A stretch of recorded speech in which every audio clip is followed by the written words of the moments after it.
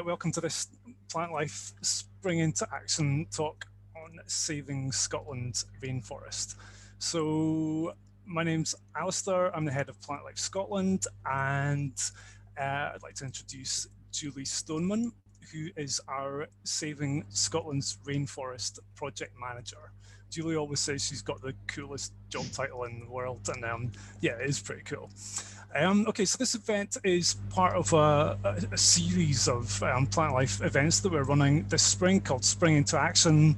We're covering everything from plant extinction all the way through to watercolours. And there's still a few spaces left. So if you're interested in any of the other events, then definitely have a look at the website and register for those, because there's still spaces on a few of those.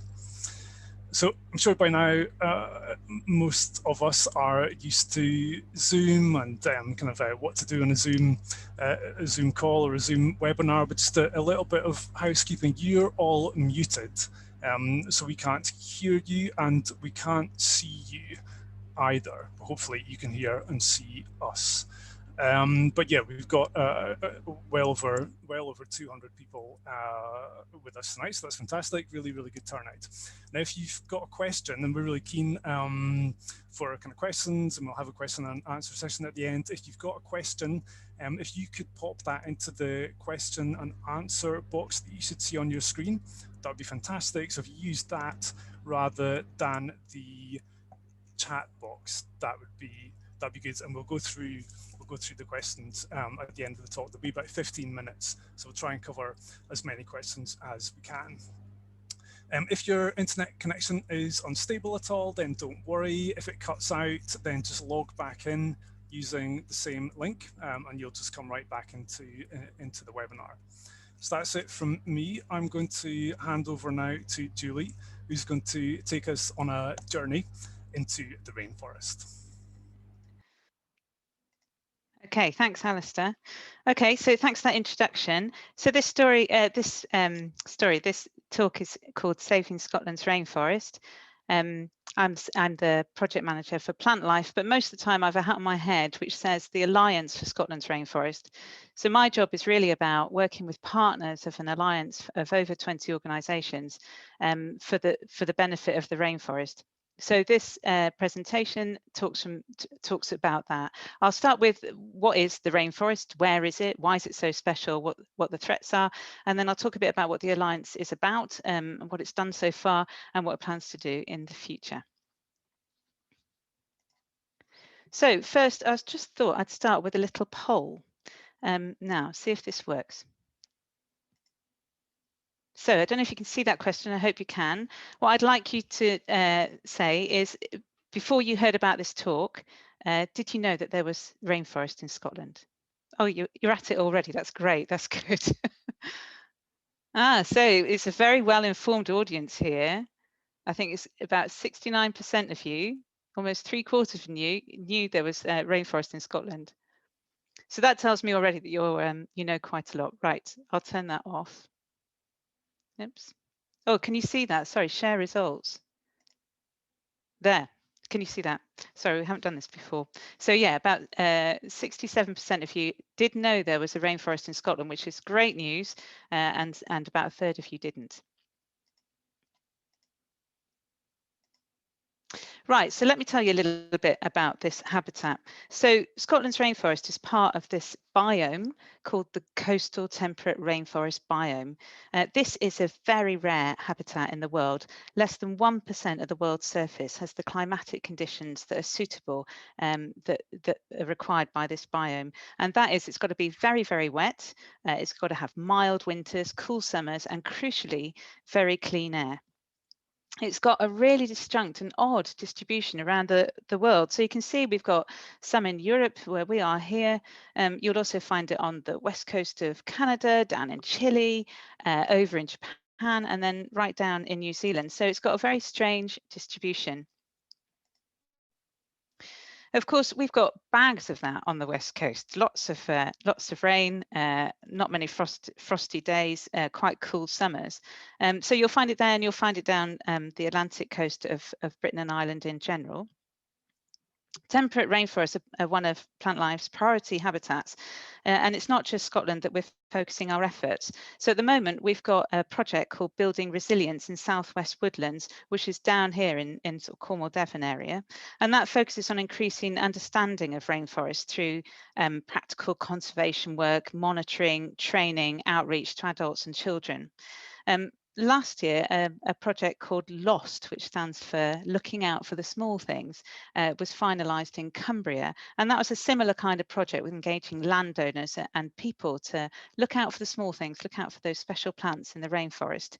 And we do lots of, a whole load of mix of specialist work in England and Wales as well to manage rare lichens, assess impacts of ammonia, and provide advice. And in Wales, there's another project called the Celtic Rainforest Project, and we provide advice to that. So we're very active as Plantlife in this habitat as a whole and in Scotland.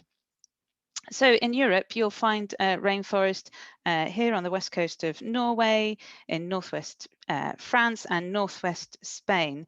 But the greatest amount of rainforest, of temperate rainforest in Europe, is found in Britain and Ireland. And the greatest amount of it and the greatest quality of it is found here in Scotland. So something we're very proud of. Let me just take a step into another biome that you're probably a bit more familiar with, called the boreal forest. So this is that vast swathe of conifers that encircles the northern hemisphere. It's about 130 times bigger than coastal temperate rainforest habitat. We've got some of this in Scotland, of course, right on its western edge. We call it the Caledonian pine forest. And if you to go into a pub in Scotland, I mean, not that you can go into a pub at the moment, but if you could, and you ask people in there, what do you think the most important habitat is, woodland habitat is in Scotland? I'm pretty sure that most people would say, oh, it's got to be Caledonian pine. And if you said to them, well, you know, what about Scotland's rainforest? They'd probably say, Scotland's got a rainforest, which is the usual response that I get to that sort of question. So many of the problem, so this is a very underrated habitat, an unheard of habitat.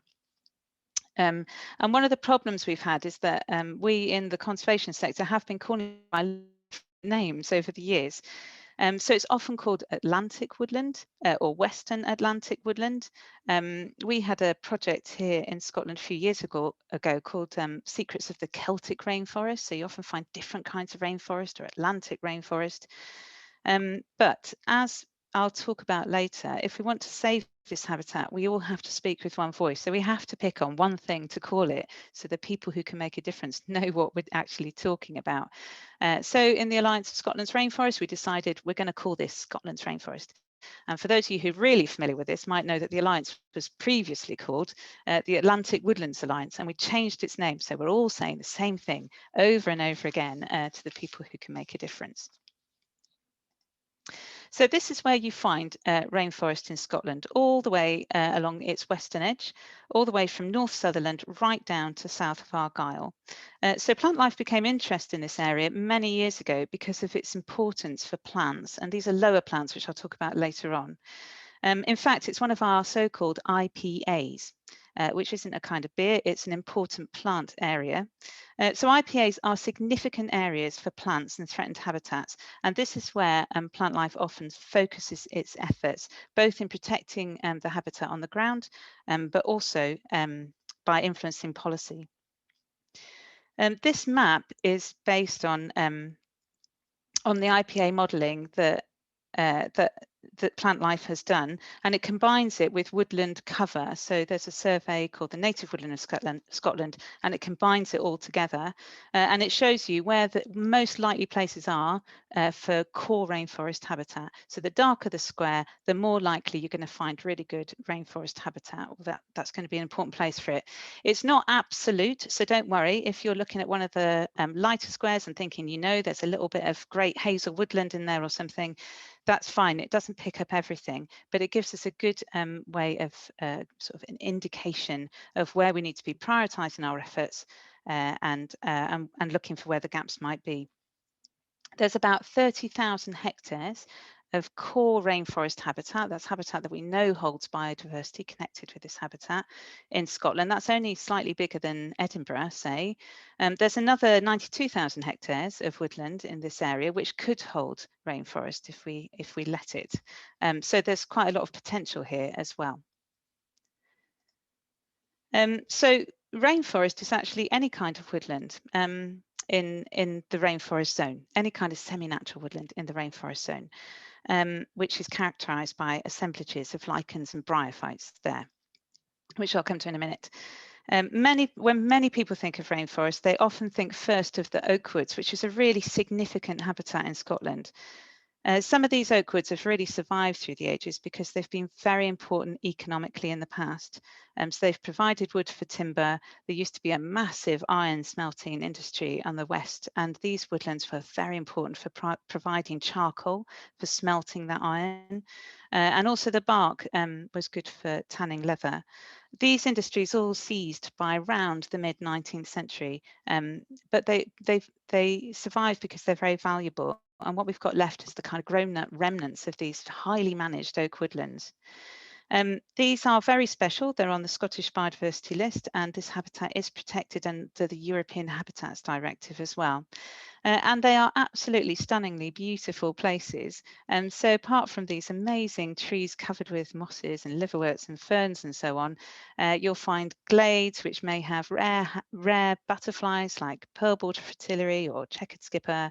You'll hear birds in the summer that have migrated here from Africa, like redstarts and wood warblers. So it's a really magical and beautiful place to go, and I'd recommend a walk in the oak woodlands of the West Coast.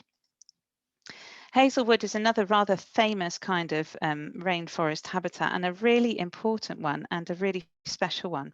The hazelwoods of Scotland are the oldest woodlands we have because hazel was the first tree that colonised Scotland after the Ice Age, and some of these remnant stands of hazelwoods that are left are still standing in the same place that they colonised all those 10,000 years ago. Hazel is quite an interesting tree because it goes through a continual cycle of renewal and decay. So you'll see here, like these trees here, they've got a variety of stems, thin and medium and thick, and that gives lots of different surfaces for these epiphytes to colonize, and you get very specialized and rare kinds of epiphytes on them. A couple of which are actually endemic, and you'll find nowhere else in the world. They look like they're coppiced, but crucially in Scotland, they're not coppiced, and we don't want to coppice them because the habitat provides this specialist niche for different species. Even Caledonian pine is part of the rainforest, which is a surprise to many. So Caledonian pine is a very special habitat in Scotland, but when it's on the west coast, it's even more special because it's part of the rainforest, and therefore it's host to all these amazing species that make the rainforest so special. So you're probably getting the message by now that it's not actually the trees that make this habitat so special. It's actually the bryophytes and lichens that you find within them. If you go into the rainforest, you'll find them absolutely everywhere, plastered onto the rocks, onto the trees, into the ravines. Huge quantities of them. They need a really high level of humidity to survive, and that climate with the canopy of the trees provides that. So it's the sheer quantity and diversity of these species in the rainforest that makes this habitat globally important. 1 hectare of Scotland's rainforest can contain more than 200 species of lichens. And we know that some of the best sites have over 200 species of bryophytes in them. So that makes these woodlands among the richest for bryophytes and lichens in all of Europe. And that's because we've got the right climate, we've got clean air, and we've got the woodlands themselves. And that's what makes this habitat globally important.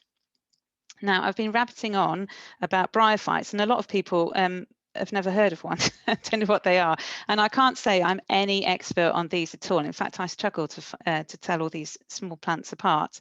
But bryophytes are made up of mosses and liverworts. This came from a presentation that Ben Averis gave a while back, connected with a brilliant publication he put out last year on UK rainforests, and he explains in that the difference. So you've got mosses on the left here, where you've got the sort of branches. They're branched, the branches come out of the stems, and then you've got the liverworts on the right, which are more leafy, and they can be thalloid or leafy liverworts. So if you get a hand lens out and you look really carefully at these species, you can tell them apart, but it's not easy. But you don't have to be a specialist to enjoy these. You know, you can have a look at these tree trunks and have a look at the amazing diversity. So a little test for you at this point is how many different species of either mosses or liverworts or lichens can you see on this tree trunk? And I'm going to launch another poll. Oh, sorry, hang on. Stop sharing results.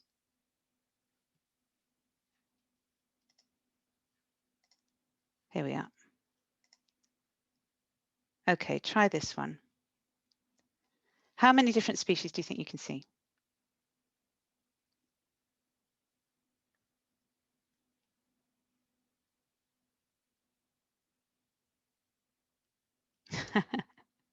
Oh, you're good. It's not bad.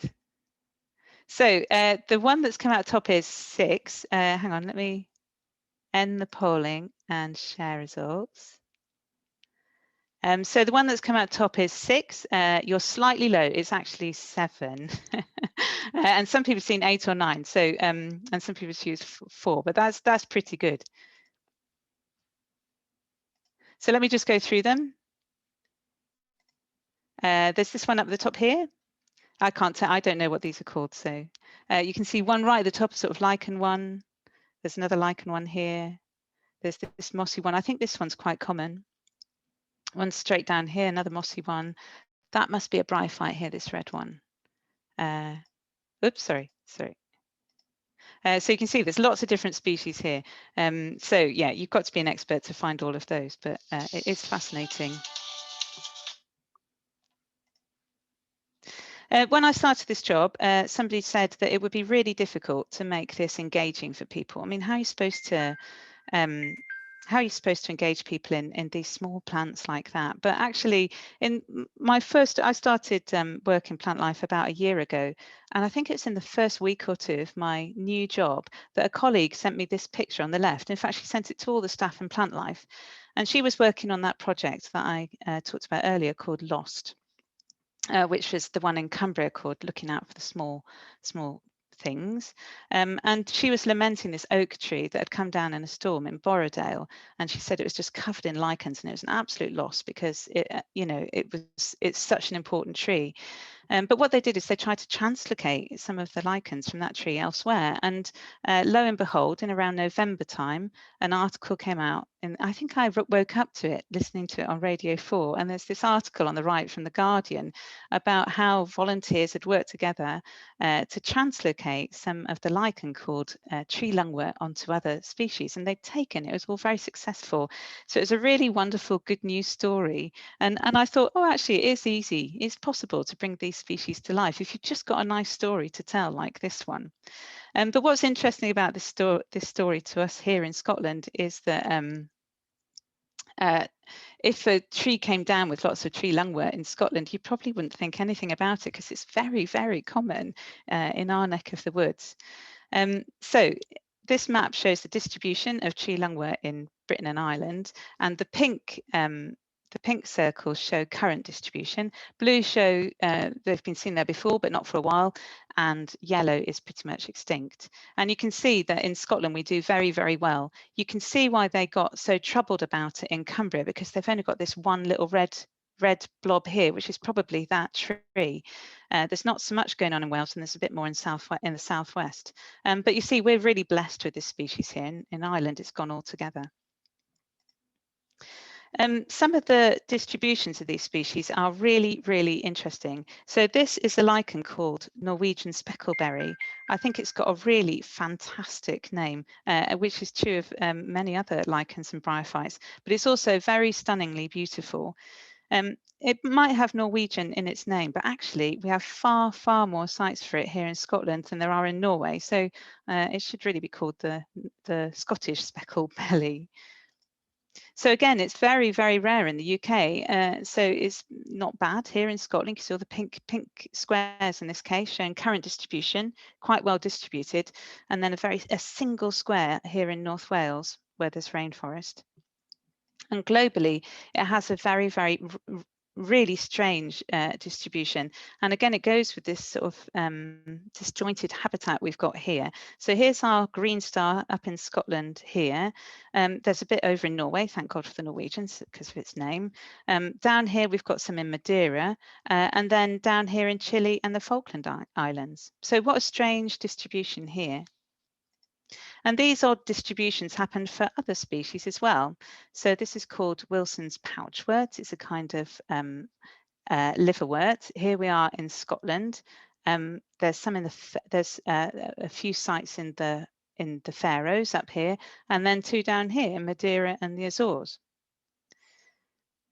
And again, we've got rusty bow moss, another beautiful name. I love them. Found here with an even weirder distribution. So here we are in Scotland, again, bang on here. Then you have to go all the way to British Columbia to find some more over here, and then all the way back, and you'll find some in the Himalayas and in Yunnan, which is in China. So very, very strange distributions. And finally, I just wanted to put this one in. This is called the white script lichen, which you will only find in Scotland. So this is one of our endemics. So by now, you probably should have got a feel for why this habitat is so special. It's very rare globally. We've got the very high quality habitat here in Scotland with lots of amazingly beautiful and precious species within it. So it's something we really need to take care of. But it's also very threatened here as well. So there's a number of challenges facing it, all of which are rather large scale.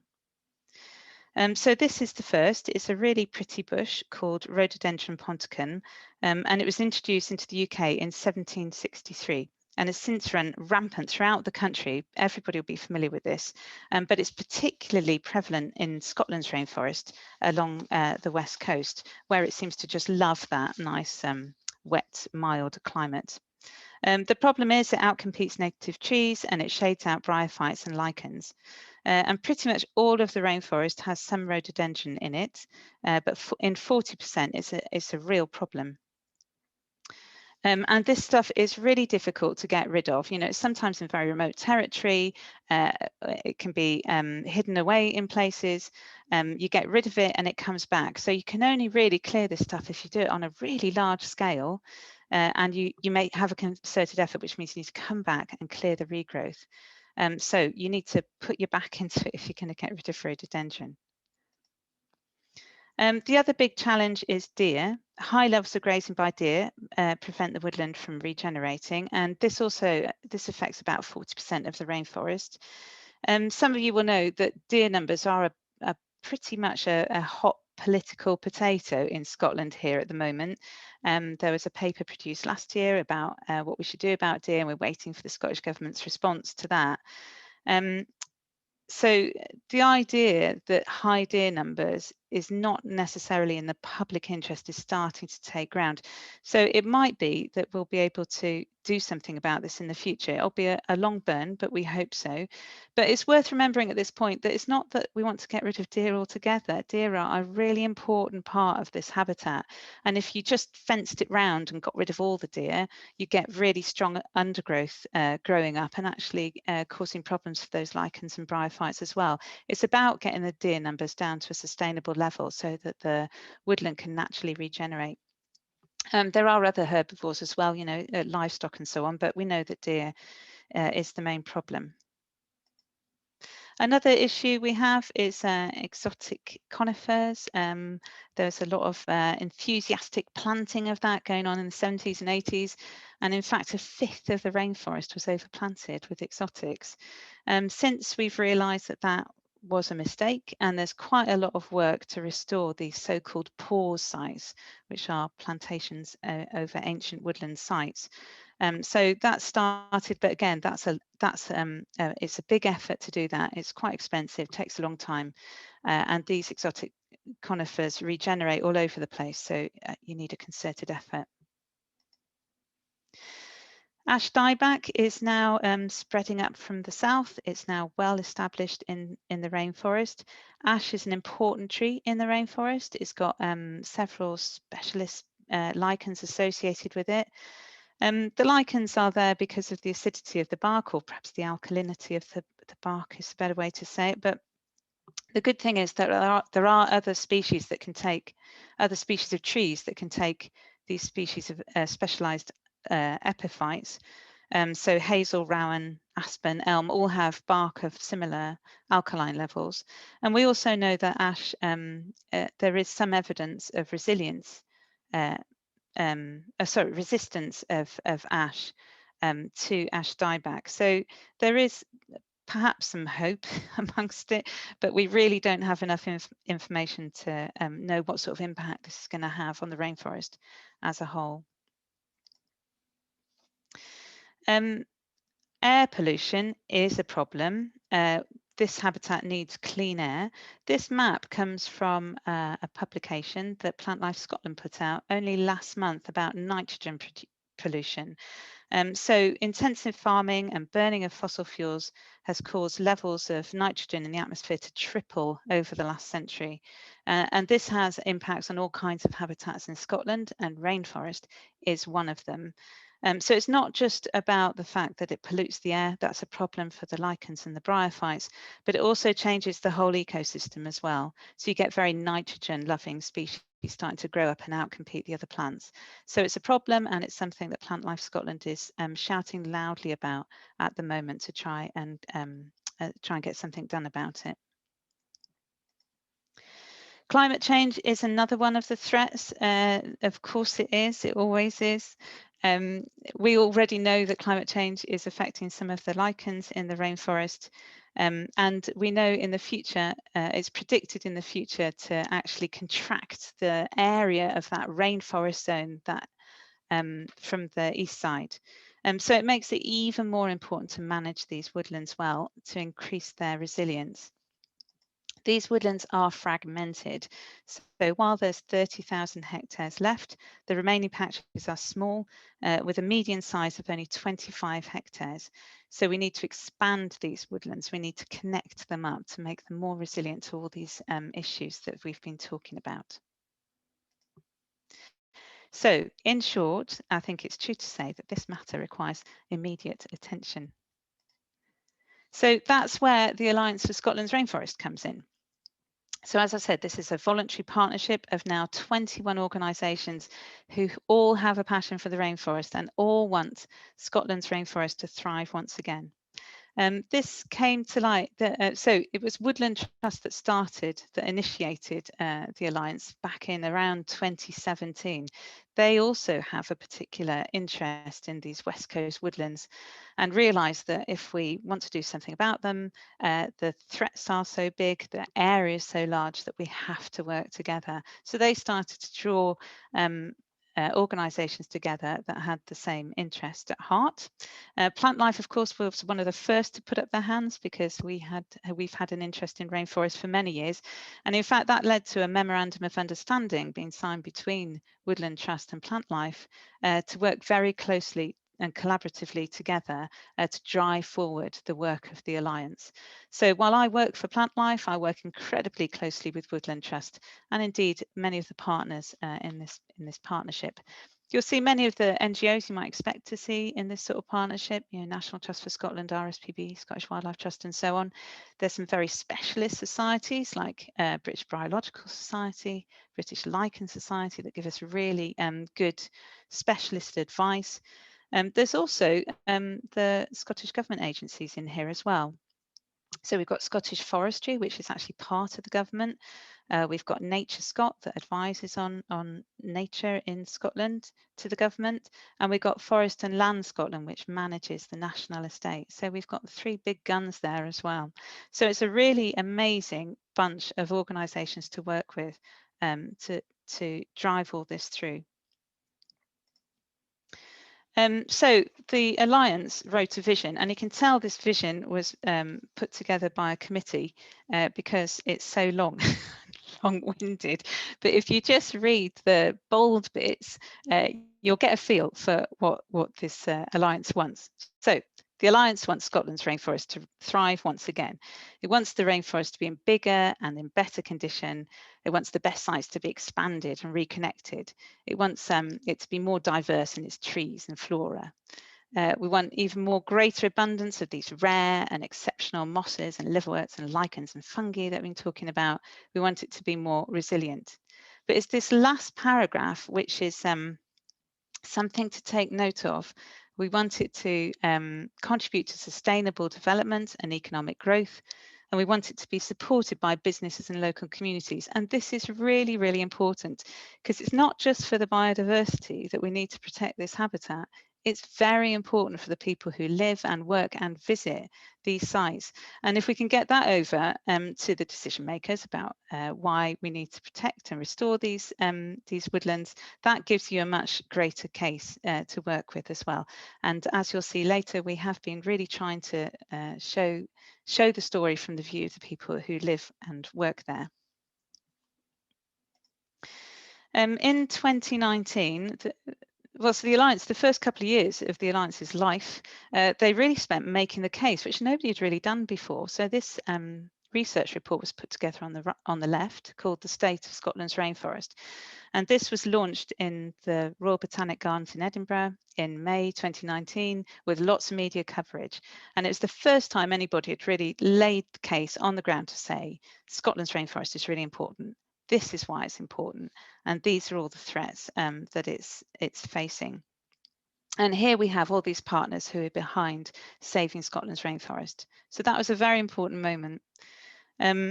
Aside to that, a sister document to that was this also public document. Oh, sorry, if you want to read the State of Scotland's Rainforest, just Google it and it will come up on the Woodland Trust website and you can download it.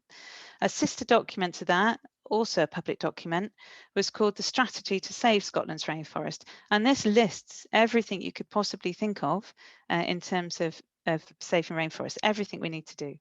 But we can't do everything at once. So when I came to this job in early last year, I guess that was my first question. So I have a 3-year contract. So I talked to the partners and said, okay, so if we imagine we've got 3 years, what are the things that we should be really focusing on to have the greatest impact at first, to try and, tease out where we should be having effort to help drive us forward. So from that, we put together a 3-year strategy. So these are the areas we decided to focus on. We decided to establish landscape scale projects to restore and expand forest sites. We wanted to identify how the Scottish Government could give greater priority to restore Scotland's rainforest. That's a very carefully worded objective, and you'll see why later. We want to encourage and enable landowners and managers to do more. And we want to maximise collaboration between the partners of the Alliance to continually improve our understanding of how to manage this rainforest. So I'll just go briefly through those objectives.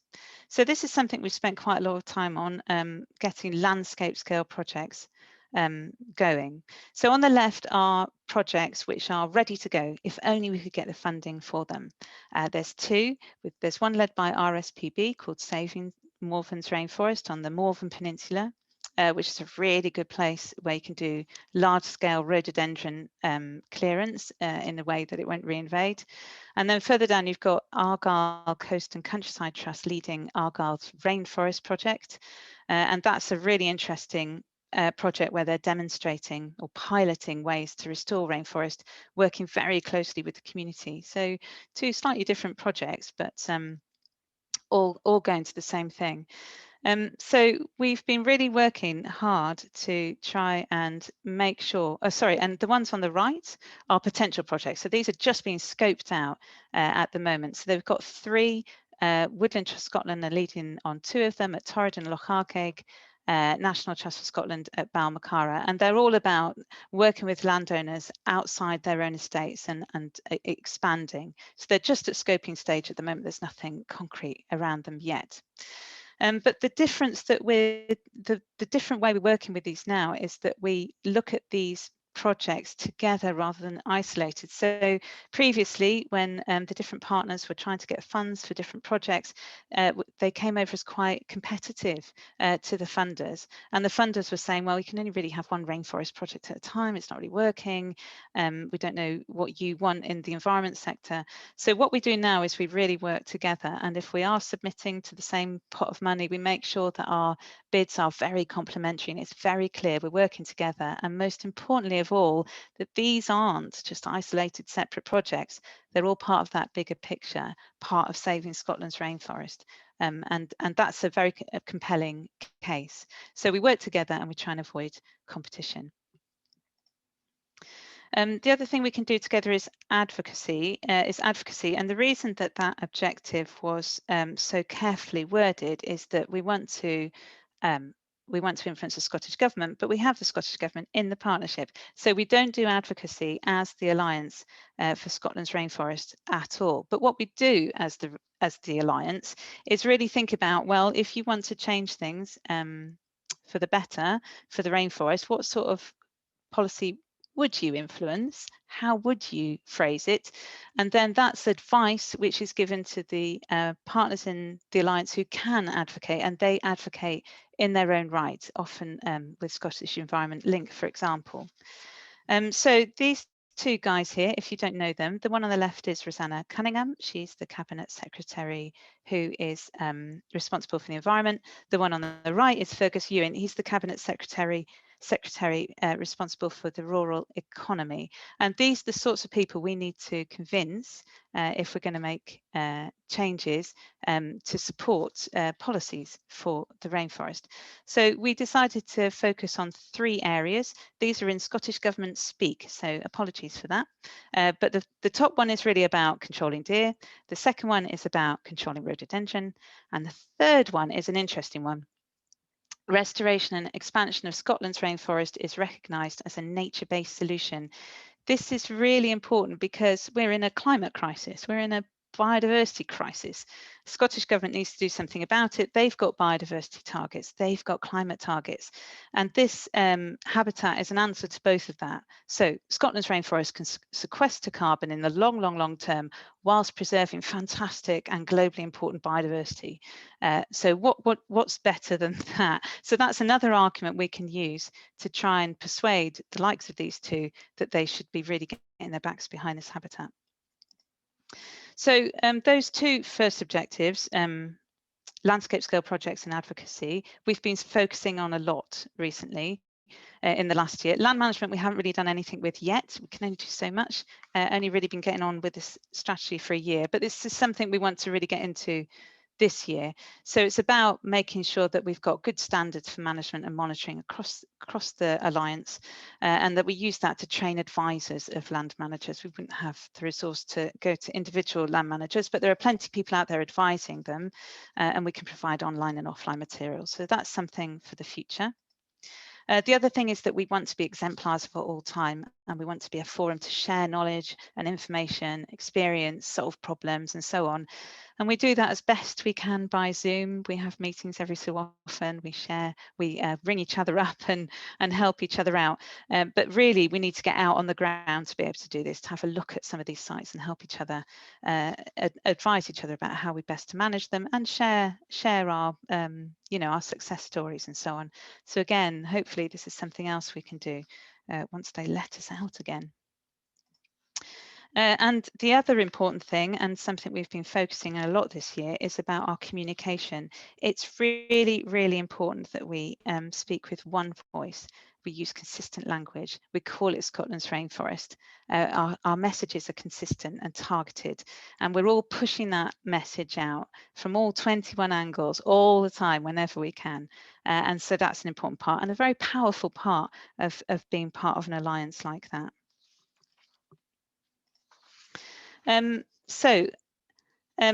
Part of that was we've produced some assets, and we produced a film, and we launched a film just a couple of weeks ago that got great pickup. I'm really happy about that.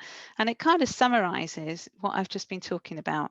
It's aimed really, it's targeted at funders and at policymakers to help them understand why this habitat's so important and why they need to get behind it.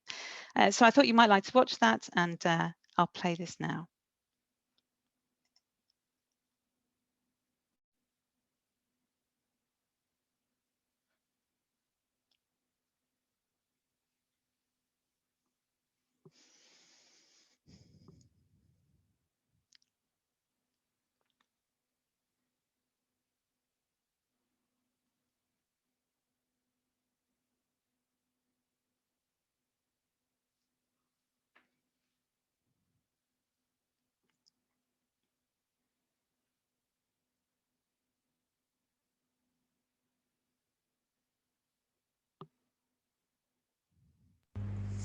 Julie, sorry, I don't think we've got any sound on the video.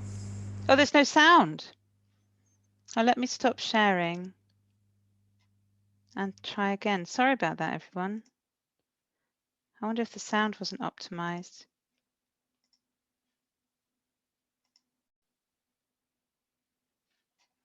Let me take this back. Right, I'll try again. Alistair, let me know if it works. Is that better? Yes, thank you. Great, sorry about that. Rainforest. The name conjures images of tangled jungle far from home. And yet, Europe has rainforest.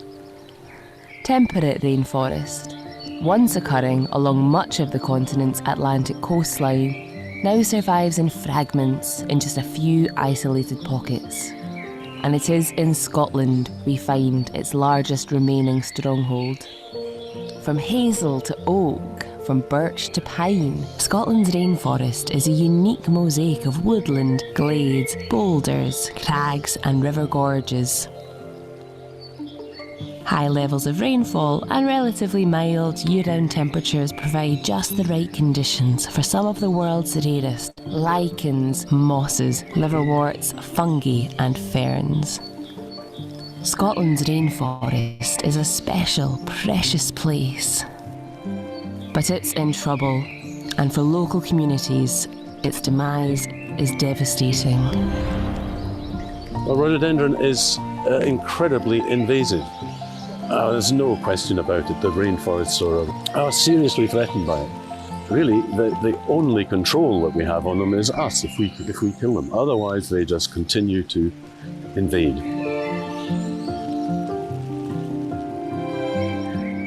They're a natural part of the woodland ecosystem. They're woodland animals and they perform a valuable function here.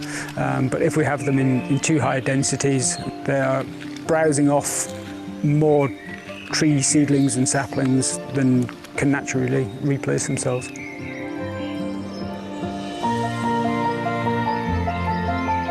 It's been an important part of community life for such a long time, and it's really part of our culture and our heritage. It's used for ecotourism, it's used for people's health and well-being. It's a very special part of our lives. The general naturalist is just blown away by the sheer variety of life here, and it's something they won't get the opportunity to see elsewhere. The more rainforest that there is, then the more opportunities for wildlife and wildlife watching businesses.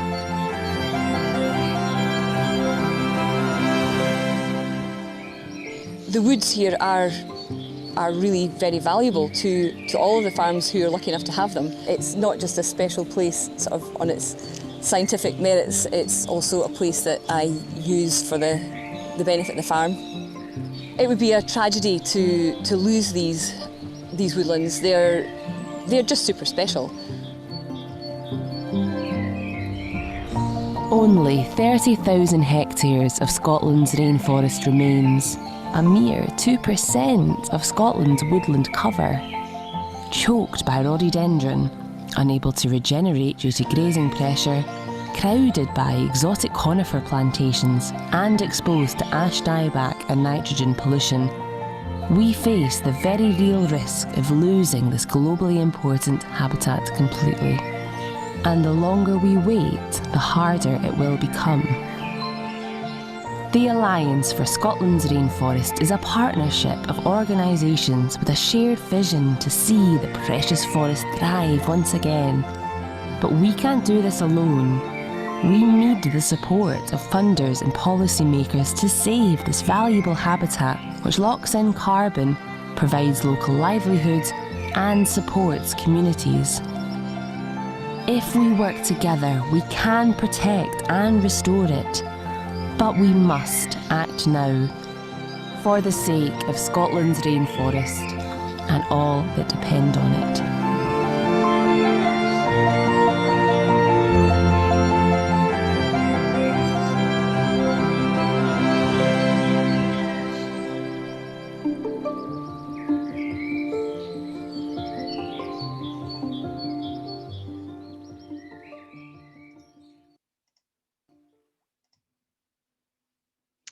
Right, I hope you enjoyed that film. So we produced that a couple of weeks ago, and we put out a press release with it when we launched it, asking for funds for these landscape scale projects that I've been talking about. And I was just so blown away by the amount of pickup it got. So these newspapers are the Times and the Press and Journal. It was in the Herald. It was on lots of online places. Alistair was interviewed for Radio Scotland and STV News. And there was lots of talk about it on Twitter, and we got lots of inquiries as a result. And I should say we got a very substantial contribution to one of the projects from Nature Scot as well.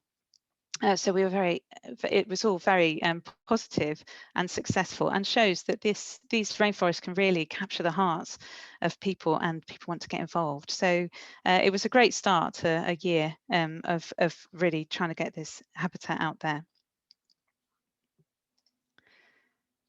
So we have a website.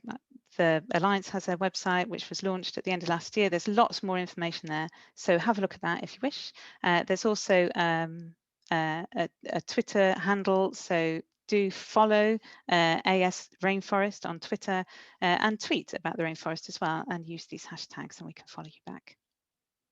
Okay, and on the website you'll also find lots of places to go as well, so please have a look there. Okay, that's it, thank you.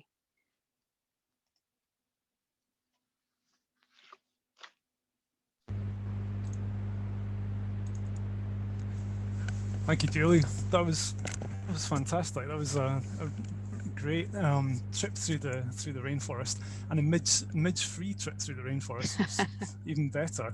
I don't think I've ever had that before. One of the benefits of virtual tours. We've got some really good questions in the chat. I'll just start working down through these, Julie, and we'll try and answer what we can in the remaining 10 minutes or so, if that's okay. So I should just tell people that Alistair also knows quite a bit about this habitat as well, so we can take some of these questions together. This is a really nice question to start off with. Have you considered brewing a Plantlife IPA to raise funds for protecting Plantlife's IPAs? That's a great question. I'm writing it down I put it in the ideas basket for the fundraisers. That's great, thank you.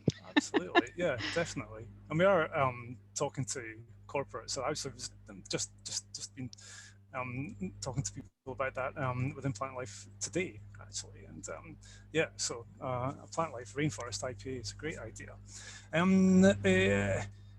David, your question on Gunnera becoming a serious invasive in Scotland's rainforest.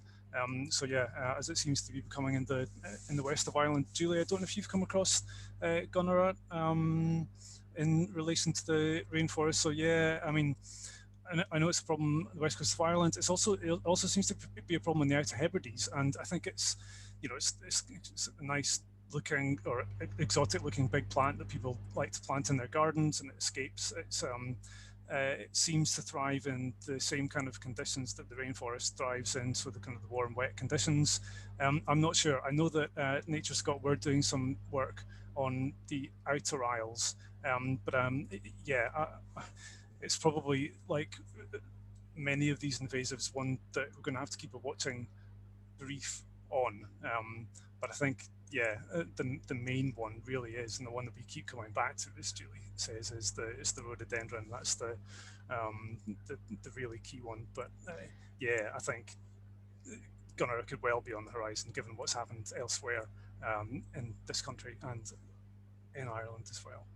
Yeah, I think in the landscape scale projects, skunk cabbage is often another invasive that we need to keep an eye on. I have heard people talk about gunner, but I've never come across it so far in the context. But it's just, as Alistair said, it's something we need to keep an eye on. But I think it isn't something that's recognised as a problem in the rainforest just yet. It may well be in the future. Okay, we've got a question from John. Has the Scottish Government recognised the rainforest as a priority habitat to protect and restore? That is a good question. Yeah, I mean, you could say they have, because they've signed up to this alliance. You've got 3 of the government agencies on the alliance, and they are very good at turning up to meetings, to providing advice. So I'd say yes. Also, we got a substantial donation from Nature Scott as a result of our appeal. So yes, and they have also funded other work in the rainforest area. There's the Scottish Biodiversity Action Fund. What's it called, Alistair? The Biodiversity Action Fund. The Challenge Fund, yeah. Biodiversity Challenge Fund, yeah. So that funds some. We don't think it's enough though, so that's why we keep pushing the government to do more, and we also need to get them to just put their backs behind some of the policies in terms of rhododendron control and deer control in order to help this rainforest thrive. But we hope we're doing a useful job in collecting the evidence and presenting that evidence in a way that can be quite compelling to that sort of audience, and also helpful. I mean, this is a globally important habitat in Scotland. It's important for the Scottish Government, so we can help them make those decisions as well. Okay, so a question from Jeremy, and I'm kind of jumping around to make sure that we've got questions on all parts of the presentation, because I'm aware we don't have a huge amount of time. So a question from Jeremy, what can interested individuals across the UK do to support efforts to save the rainforest? Yeah, that's a good question, and that's one that lots of people have been coming to us about recently.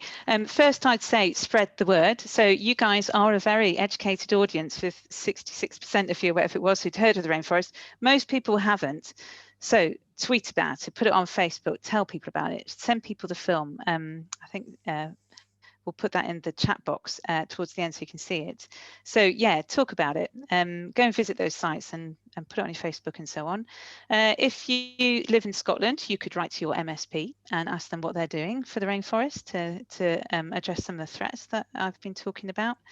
If you want to give money, if you go onto the website, there are places you can donate directly to those projects at the moment. And there may be volunteering opportunities as well near you. So we don't have a list of those on our website yet, but if you live near the rainforest, or if you're connected with one of the partners, do ask about volunteering opportunities that you can get involved with.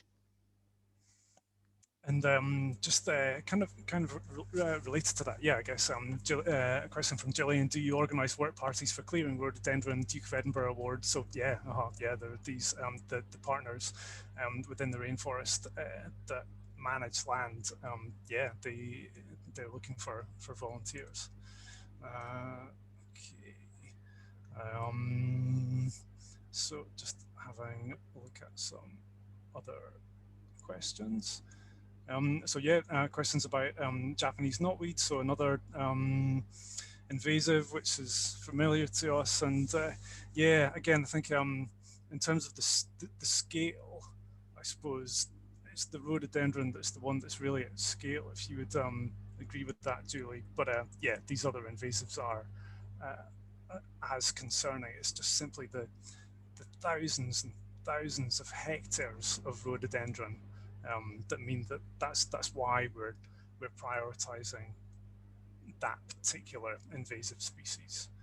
Would you agree with that, Julie? Yeah. Okay, so in the last 5 minutes, let's pick out some. So Nigel is asking, what are the biggest obstacles to us achieving the planned results? And I guess we've touched on a few of the kind of main things. But Julie, do you want to have a go at that one? I mean, I think, Nigel, it's the sheer scale of what we're doing. And when I started this job, they said, "Oh, you need a Cairngorms Connect or something like that, with these landscape scale projects." And I said, "This is so much bigger than something like that. This you need 100 of those projects." So I think the biggest challenge is the size of it. All the way from Sutherland down to Argyll, half of it not regenerating well, half of it got rhododendron problems in it. All these issues. So the obstacles is probably money. It's definitely money, and also just the resource to do it. So it all comes down to funding, I guess, in the end. But I think the partnership, this alliance, is really powerful and special. And if we can really make sure they collaborate as strongly as possible, I think we might well get somewhere. And I kind of feel now is the time to do it. I feel kind of we're posed. We've got the case, we've got the argument. We've got the messaging, we've got the film. This year is the Scottish government elections. We've also got the COP coming to Glasgow, this big international climate conference coming to Glasgow. So now's the time that people may be listening. So I'm hoping that this year we will make significant traction on it. Helen has asked an interesting question. Are beavers part of the story to save the rainforests? Julie, do you want to have a go at that one, or would you like me to have a go at that one? I don't mind, Alistair. Have you got a good answer? Well, go for it. And, it's an interesting one, beavers. So yeah, they're in the rainforest, of course, down in Knapdale, and they are bringing in lots of tourists and doing fantastic work with nature there. So I'd say, yeah, they are part of the rainforest, certainly in Argyll, and they may spread to other catchment over the years. I mean, they certainly wouldn't do any harm to the rainforest, and they seem to love it there. So it's not something we are particularly pushing, because if you want to save the rainforest, you need to address those threats. But it's all part of the picture, isn't it? Would you agree, Alistair, with that answer? Yeah, I would. So you sometimes find a situation where lichenologists are concerned, or people looking to conserve some of these very rare species are concerned because of the beavers. And there was quite a bit of work done at the start of the official reintroduction of beavers to Scotland in Knapdale, looking at the potential impacts of beavers on lichen habitat on the trees.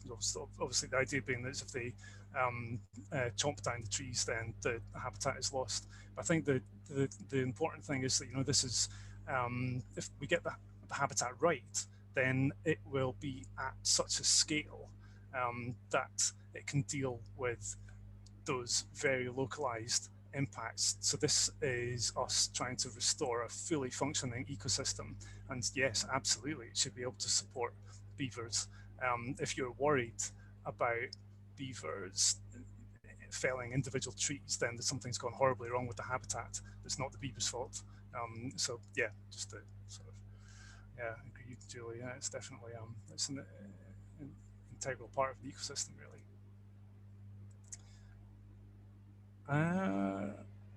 Okay, so yeah, some really good questions. We're not going to have time to get through all of these questions. So yeah, and just kind of and just following on from chatting about beavers there's questions there about lynx and wolves, and are they a way to kind of help tackle the deer numbers? It's not something we've really talked about in the Alliance, I guess, is it, Julie? No, it's interesting. There's an organisation called Scotland the Big Picture who talk a lot about rewilding, and that we haven't really talked about rewilding, although talking with Scotland Big Picture, it's all part of the same thing. But the chief executive there, Pete Keynes, he talks about it in a different way, and he says, rewilding is like a massive scale, like from 1 to 10, and you could say that in Scotland we're probably on 1. And what we need to do is get to 2. And lynx and wolves are up here somewhere in 10. So at the moment we're thinking about getting from 1 to 2. We're thinking about how we're going to get these woodlands free of rhododendron, how we're going to get deer numbers to a sustainable level. And I think introducing the top predators. I can see that could be part of the solution, but I don't think we're ready for that at the moment. So that's not something that we're talking about as a solution at the moment. Okay, well, that's us at 7 o'clock. That's time up, I'm afraid. Thank you, Julie, for that fascinating introduction to and tour through the rainforest. I find that really inspiring. It's great just to get some time to talk about the rainforest, and I know we're all sort of looking forward to actually getting back into the forests as soon as we can. And thank you everyone for coming. I normally say really nice to see everyone. I can't see you, but I know you're there. So thank you for coming. Yeah, we've got, as I said, a series of these events running now. We've got some more of these events running in the autumn. So please keep checking the website and our social media, and hopefully see you at another event soon. If you've got any other questions, then either check out the Plantlife website or the Saving Scotland's Rainforest website. It's got a bit more detail on this particular habitat. But yeah, thanks very much, everyone. Have a good evening, and we'll hopefully see you soon. Great, thank you.